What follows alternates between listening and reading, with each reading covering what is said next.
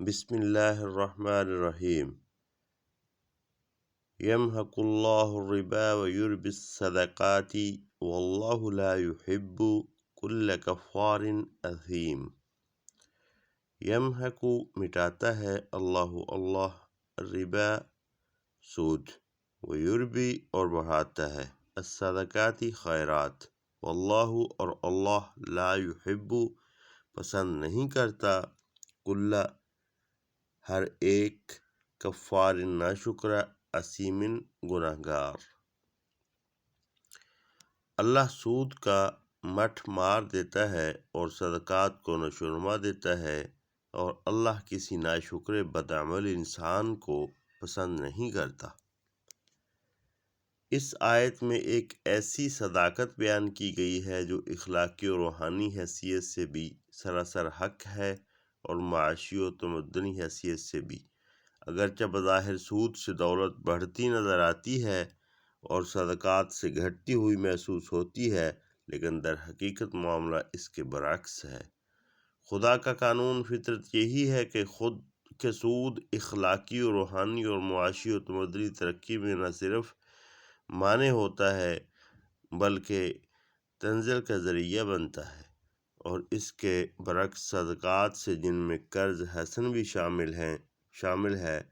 اخلاق و روحانیت اور تمدن و معیشت اور ہر چیز کو نشوونما نصیب ہوتا ہے۔ اخلاقی و روحانی حیثیت سے دیکھیے تو یہ بات بالکل واضح ہے کہ سود دراصل خود غرضی، بخل، تنگ دلی اور سنگ دلی جیسی صفات کا نتیجہ ہے، اور وہ انہی صفات کو انسان میں نشوونما بھی دیتا ہے۔ اس کے برعکس صدقات نتیجہ ہے فیاضی، ہمدردی، فراخ دلی اور عالی ظرفی جیسی صفات کا، اور صدقات پر عمل کرتے رہنے سے یہی صفات انسان کے اندر پرورش پاتی ہیں۔ کون ہے جو اخلاقی صفات کے ان دونوں مجموعوں میں سے پہلے مجموعے کو بدترین اور دوسرے کو بہترین نہ مانتا ہو؟ تمدنی حیثیت سے دیکھیے تو بادنہ تعامل یہ بات ہر شخص کی سمجھ میں آ جائے گی کہ جس سوسائٹی میں افراد ایک دوسرے کے ساتھ خود غرضی کا معاملہ کریں، کوئی شخص اپنی ذاتی غرض اور اپنے ذاتی فائدے کے بغیر کسی کے کام نہ آئے، ایک آدمی کی حاجت مندی کو دوسرا آدمی اپنے لیے نفع اندوزی کا موقع سمجھے اور اس کا پورا فائدہ اٹھائے، اور مالدار رتبوں کا مفاد عامۃ الناس کے مفاد کی ضد ہو جائے، ایسی سوسائٹی کبھی مستحکم نہیں ہو سکتی۔ اس کے افراد میں آپس کی محبت کے بجائے باہمی بغض و حسد اور بے دردی و بے تعلقی نشوونما پائے گی۔ اس کے اجزاء ہمیشہ انتشار و پراگندگی کی طرف مائل رہیں گے، اور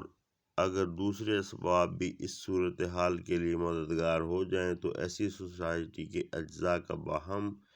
متصادم ہو جانا بھی کچھ مشکل نہیں ہے۔ اس کے برعکس جس سوسائٹی کا اجتماعی نظام آپس کی ہمدردی پر مبنی ہو، جس کے افراد ایک دوسرے کے ساتھ فیاضی کا معاملہ کریں، جس میں ہر شخص دوسرے کی حاجت کے موقع پر فراخ دلی کے ساتھ مدد کا ہاتھ بڑھائے، اور جس میں باوسیلہ لوگ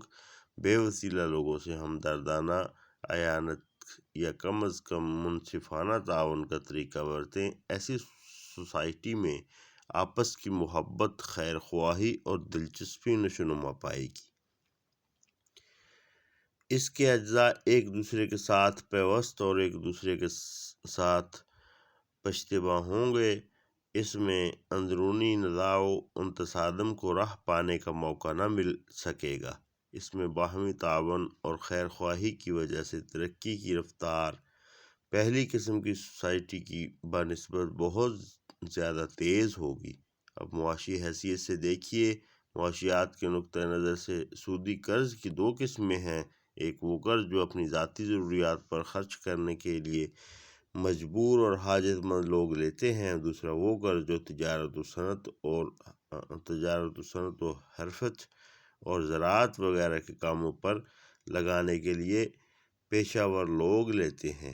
ان میں سے پہلی قسم کے قرض کو تو ایک دنیا جانتی ہے کہ اس پر سود وصول کرنے کا طریقہ نہایت تباہ کن ہے۔ دنیا کا کوئی ملک ایسا نہیں ہے جس میں مہاجن افراد اور مہاجنی ادارے اس ذریعے سے غریب مزدوروں کا، کاشتکاروں کا اور قلیل المعاش عوام کا خون نہ چوس رہے ہوں۔ سود کی وجہ سے اس قسم کا قرض ادا کرنا ان لوگوں کے لیے سخت مشکل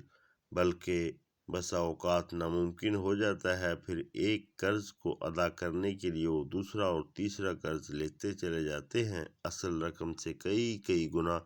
سود دے چکنے پر بھی اصل رقم جوں کی توں باقی رہتی ہے۔ محنت پیشہ آدمی کی آمدنی کا بیشتر حصہ مہاجن لے جاتا ہے، اور اس غریب کی اپنی کمائی میں سے اس کے پاس اپنا اور اپنے بچوں کا پیٹ پالنے کے لیے بھی کافی روپیہ نہیں بچتا۔ یہ چیز رفتہ رفتہ اپنے کام سے کارکنوں کی دلچسپی ختم کر دیتی ہے، کیونکہ جب ان کی محنت کا پھل دوسرا لے اڑے تو وہ کبھی دل لگا کر محنت نہیں کر سکتے۔ پھر سودی قرض کے جال میں پھنسے ہوئے لوگوں کو ہر وقت کی فکر اور پریشانی اس قدر گھلا دیتی ہے اور تنگ دستی کی وجہ سے ان کے لیے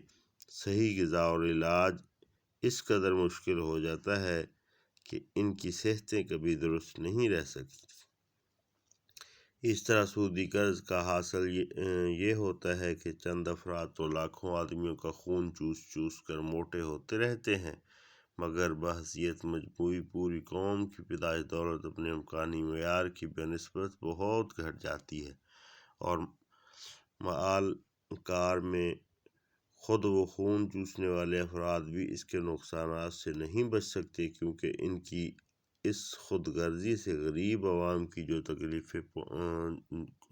جو تکلیفیں پہنچتی ہیں، ان کی بدولت مالدار لوگوں کے خلاف غصے اور نفرت کا ایک طوفان دلوں میں اٹھتا اور گھٹتا رہتا ہے، اور کسی انقلابی ہیجان کے موقع پر جب یہ آتش فشاں پھٹتا ہے تو ان ظالم مالداروں کو اپنے مال کے ساتھ اپنی جان اور آبرو تک سے ہاتھ دھونا پڑ جاتا ہے۔ رہا دوسری قسم کا قرض جو کاروبار میں لگانے کے لیے لیا جاتا ہے، تو اس پر ایک مقرر شرح سود کے عائد ہونے سے جو بے شمار نقصانات پہنچتے ہیں، ان میں سے چند نمایاں ترین یہ ہیں: ایک، جو قائم راج الوقت شرح سود کے برابر نفع نہ لا سکتے ہوں، چاہے ملک اور قوم کے لیے کتنے ہی ضروری اور مفید ہوں، ان پر لگانے کے لیے روپیہ نہیں ملتا، اور ملک کے تمام مالی وسائل کا بہاؤ ایسے کاموں کی طرف ہو جاتا ہے بازار کی شرح سود کے برابر یا اس سے زیادہ نفع نہ لا سکتے ہوں، چاہے اجتماعی حیثیت سے ان کی ضرورت اور ان کا فائدہ بہت کم ہو یا کچھ بھی نہ ہو۔ دو، جن کاموں کے لیے سود پر سرمایہ ملتا ہے، خواہ وہ تجارتی کام ہو یا صنعتی یا زراعتی، ان میں سے کوئی بھی ایسا نہیں ہے جس میں اس امر کی ضمانت موجود ہو کہ ہمیشہ تمام حالات میں اس کا منافع ایک مقرر میعاد مثلا 5، 6 یا 10% تک یا اس سے اوپر ہی رہے گا اور کبھی اس سے نیچے نہیں گرے گا، اس کی ضمانت ہونا تو درکنار، کسی کاروبار میں سرے سے اسی بات کی کوئی ضمانت موجود نہیں ہے کہ اس میں ضرور منافع ہی ہوگا، نقصان کبھی نہ ہوگا۔ لہذا کسی کاروبار میں ایسے سرمایہ کا لگنا جس پر سرمایہ دار کو ایک مقرر شرح کے مطابق منافع دینے کی ضمانت دی گئی ہو، نقصان اور خطرے کے پہلوؤں سے کبھی خالی نہیں ہو سکتا۔ 3، چونکہ سرمایہ دینے والا کاروبار کے نفع و نقصان میں شریک نہیں ہوتا بلکہ صرف منافع، اور وہ بھی ایک مقرر شرح منافع کی ضمانت پر روپیہ دیتا ہے، اس وجہ سے کاروبار کی بھلائی اور برائی سے اس کو کسی قسم کی دلچسپی نہیں ہوتی۔ وہ انتہائی خود غرضی کے ساتھ صرف اپنے منافع پر نگاہ رکھتا ہے، اور جب کبھی اسے ذرا سا اندیشہ لاحق ہو جائے کہ منڈی پر کساد بازاری کا حملہ ہونے والا ہے تو وہ سب سے پہلے اپنا روپیہ کھینچنے کی فکر کرتا ہے۔ اس طرح کبھی بھی محض اس کے خود غرضانہ اندیشوں ہی کی بدولت دنیا پر کساد بداری کا واقعہ حملہ ہو جاتا ہے، اور کبھی اگر دوسرے اسباب سے کساد بداری آ گئی ہو تو سرمایہ دار کی خود غرضی اس کو بڑھا کر انتہائی تباہ کن حد تک پہنچا دیتی ہے۔ سود کے یہ تین نقصانات تو ایسے صریح ہیں کہ کوئی شخص جو علم المعیشت سے تھوڑا سا مس بھی رہتا ہو اس کا انکار نہیں کر سکتا۔ اس کے بعد یہ مانے بغیر کیا چارہ ہے کہ فی الواقع اللہ تعالیٰ کے قانون فطرت کی روح سے سود معاشی دولت کو بڑھاتا نہیں بلکہ گھٹاتا ہے۔ اب ایک نظر صدقات کے معاشی اثرات نتائج کو بھی دیکھ لیجیے۔ اگر سوسائٹی کے خوشحال افراد کا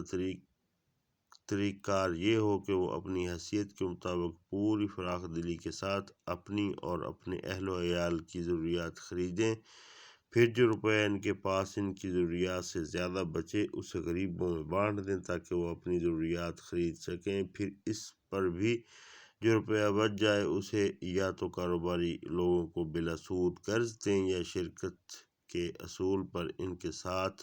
نفع و نقصان میں حصہ دار بن جائیں، یا حکومت کے پاس جمع کر دیں کہ وہ اجتماعی خدمات کے لیے ان کو استعمال کرے، تو ہر شخص تھوڑے سے غور و فکر ہی سے اندازہ کر سکتا ہے کہ ایسی سوسائٹی میں تجارت اور صنعت اور زراعت ہر چیز کو بے انتہا فروغ حاصل ہوگا، اس کے عام افراد کی خوشحالی کا معیار بلند ہوتا چلا جائے گا، اور اس میں بحیثیت مجموعی دولت کی پیداوار اس سوسائٹی کی بنسبت بدرجہ زیادہ ہوگی جس کے اندر سود کا رواج ہو۔ ظاہر ہے کہ سود پر روپیہ وہی شخص چلا سکتا ہے جس کی دولت تقسیم میں اس کی حقیقی ضرورت سے زیادہ حصہ ملا ہو۔ یہ ضرورت سے زیادہ حصہ جو ایک شخص کو ملتا ہے قرآن کے نقطۂ نظر سے دراصل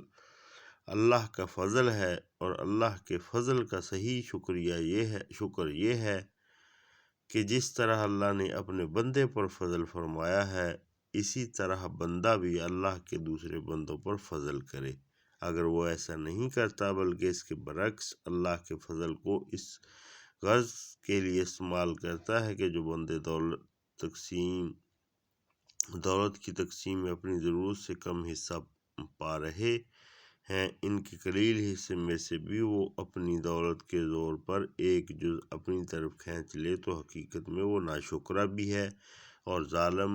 جفاکار اور بد عمل بھی۔ وَنَشْهَدُ أَن لَا إِلَٰهَ إِلَّا اللَّهُ وَنَشْهَدُ أَنَّ مُحَمَّدًا عَبْدُهُ وَرَسُولُهُ۔